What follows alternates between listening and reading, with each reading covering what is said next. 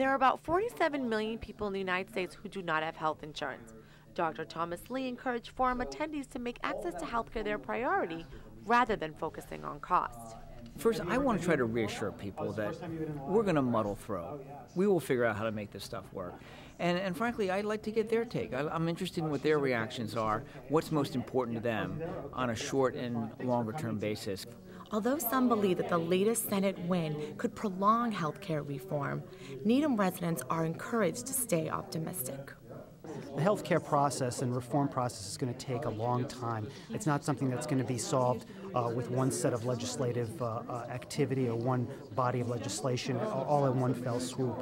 It's going to take a number of years. It's very complex. But if we keep the idea that this is something we want for all of us in mind as a human right, I think we have a much better chance to get a piece of legislation that's really equitable and fair for everyone.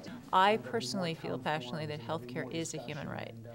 But even if people don't agree with that, we can't afford to keep doing what we've been doing.